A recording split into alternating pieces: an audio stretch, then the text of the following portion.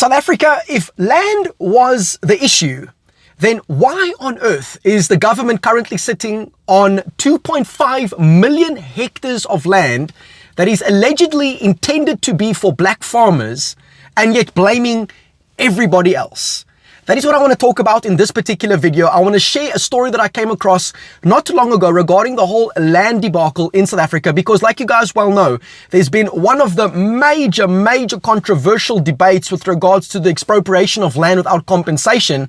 But the reality and the truth is, why would you threaten to take other people's land if you are currently sitting on land that is supposed to be for the very people that you claim to be fighting for?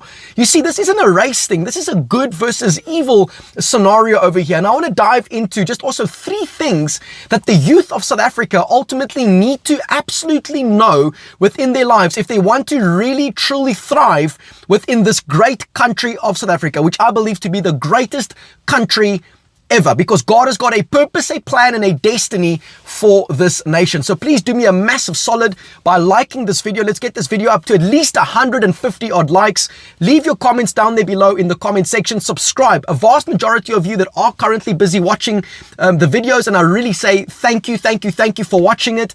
All right, please would you do me also another solid over there by subscribing for the truth. All right, as well as share this video far and wide if you get some value out of it. So let's dive into the story over here real quick, if you'd allow me to quickly turn there. Okay, so this is according again to newsday.co.za. A recent article highlights that the South African government is holding on to about 2.5 million hectares of land under its proactive land acquisition strategy, instead of transferring it to farmers with the full title deeds. Critics say that this has stalled meaningful land reform. And by the way, little side note caveat over here. Listen, I've spoken about the land issue quite extensively over the course of the past couple of months. I've been absolutely hammered left, right, and center. I've been called all types of names specifically. And the people don't realize that the very folks that are calling me names, like I'm, by the grace of God, and our organization is trying to ultimately fight for you by empowering you to become everything that God has called you to be. Like, we are actually on the same team.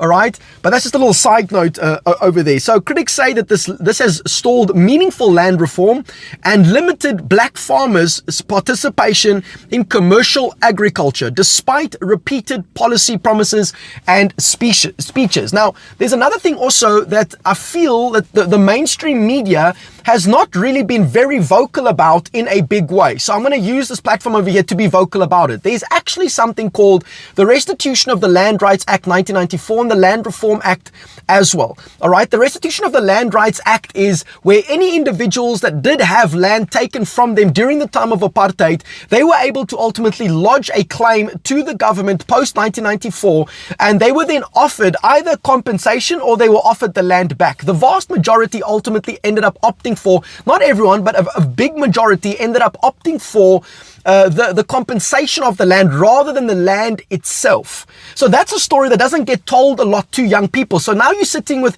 a party, for example, like the EFF, where one of their pillars is basically expropriation of land without compensation, wanting to restore the land to its rightful owners.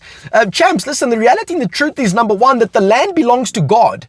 Let's just be clear about this entire thing. In our national anthem, we sing, Nkosi sikeleli Afrika, right? God bless Africa, God bless South Africa. So that implies that we believe in God. So if we believe in God, that means we also believe in what His Word says. And His Word says that the earth is the Lord's and everything in it. So the land ultimately belongs to God. You and I need to know that and truly establish that within our heart, within our soul, within our mind, because that's going to really empower us to realize and know that you and I are called by God to be stewards of the land, to be managers of the land, to be leaders of the land, not to go out and exploit and abuse, etc., but to actually be great stewards of whatever God has entrusted to our care. And that could be land, that could be resources, that could be relationships, that could be money, that could be your job. How are you currently busy stewarding what God has entrusted to your care? Because listen, you can go and complain all you want about land, and you deserve to have this land, you deserve to have that land over there. Okay, that's great over there, but how are you currently busy stewarding what God has entrusted to your care? Because whatever you mismanage, you end up at some point losing. So we need to, number one, take personal accountability, personal responsibility for our own lives, and see how are we currently busy stewarding what God has ultimately placed and put within our hands. Because you are fooling yourself if you think, if you are currently mismanaging your small apartment, that God can open up 100 hectares of farmland for you. It's irrational for you to ultimately think like that. It's also, on the same side too, it's irrational to threaten other people by taking the land of really productive farmers, threatening to take land, okay? And then in the same breath, you are currently sitting on 2.5 million hectares of land, and then using the land as this is what really gets me going, because then you use the land as a narrative in order to divide people, to get people to argue about something that you actually have that you can use to bless the people with.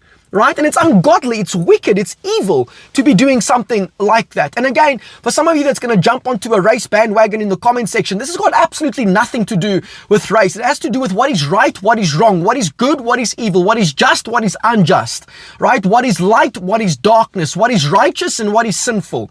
Okay? That's what this whole video, and this is what our entire channel is ultimately all about. We are pro-God, we are pro-South Africa, and we are pro-freedom for the people of this beautiful country of South Africa. So here's the 3 points that the youth absolutely need to know and embrace as well within their lives if they truly want to live an empowered life moving forward. Here we go. Number one, you as a young person. Now, listen, I can't control whether someone else makes a false promise or not. I can't control that. However, from my side, I need to take full responsibility for my yes being my yes and my no being my no.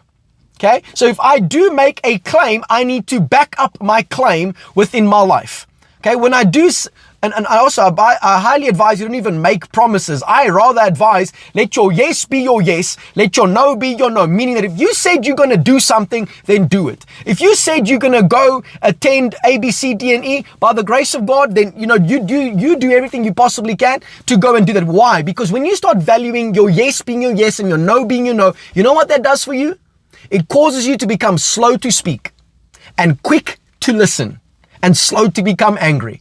Some of us, if you could just listen to what I'm telling you right now, your relationships will be forever transformed and changed. Some of you are too quick to speak and too slow to listen, right? Which is the second point I want to make over here specifically, which is stop assuming things and listening to propaganda and start doing your own research. Some of you, the downfall right now within your life is pride. Because you think that because you watched one YouTube video and because you listened to one TikTok that was completely filled with deception, filled with slander, filled with lies, you now think that you're an expert in the entire topic. You need to stop listening to the propaganda and get stuck into the word of the living God and have a relationship with the living God and begin to seek out what is His way actually regarding the land. And His way is, if you are faithful over a few things, He will make you ruler over much. And also, I feel like I need to address this too. Some of you are probably going to say, well, what about the people that stole land during apartheid? What about the colonizers who did A, B, C, D, and E? Yeah, okay, a couple of things there. Number one, were you there? No. Was land taken? Absolutely yes. Has there been restitution? In many cases, absolutely yes.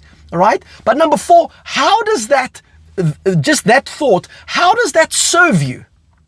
How does that empower your life? How does that make you wealthier? How does that information build your business? It doesn't. It doesn't serve you in any way. So then why get distracted by the things of this world if you can start focusing on what you can change, which is the decisions that you are ultimately making right now within the present? Why not rather focus on that? The truth is, you think that the reason why you are losing is because of the white man or because of the black man or because of the Indian man or because of the Asian man or because of the colored man, when the actual reason you are losing is you are distracted. You keep on listening to the propaganda that gets you to be so filled with hatred and resentment and anger. And by the way, that propaganda, majority of that, 99% of that is filled with lies. So this is why I'm trying to encourage you to get stuck into the word of the living God, get plugged into a spirit-led, Christ-centered, Bible-teaching church near you that values your soul more than they value your pocket. Right? That actually is going to hold you accountable. Some of you, this year is the year where you need to start running towards accountability and not away from the accountability. This is that year. So do your own research. And then number 3, this is by far, at least for this conversation, such an important point over here. Okay, because you tend to know all of the facts about what's happening here. And by the way, let me not even call them facts. It's lies. It's deception. It's propaganda that is used for somebody to build their own empire while you suffer over there. Because the way that their business model is ultimately structured is that you have to be angry, you have to be broke, you have to be sick in order for that socialistic, communistic system to flourish. Okay? When I'm trying to tell you, listen, stop focusing on the propaganda even and start focusing on your life, which is simply this question I want to ask you, which is point 3 over here today, which is, do you know what your assignment is? Because here's the reality. If you don't know what your assignment currently is, you can go and watch different media, absolutely yes. But if you don't know what your assignment right now, or if you don't know what your assignment is in life, if you don't know what your purpose is, if you don't know what your mission is in life, you should be spending 0 time scrolling through TikTok. You should be spending 0 time listening to false news narratives. You should spend 0 time doing that. And you should be pouring all of your energy into seeking God and starting to serve so you can discover what your assignment actually is.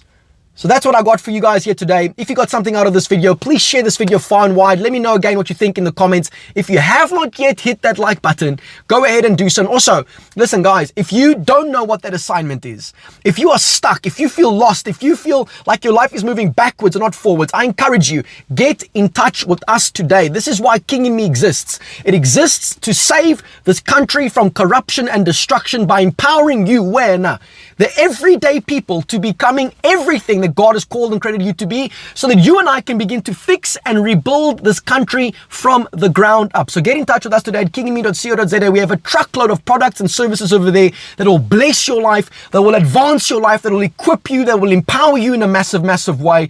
So get plugged in today. Get activated today. Thank you for watching. I really appreciate you watching this video. And until next time, just know today, namhlanje, that your voice matters. And I'll, Lord willingly, see you in the next video.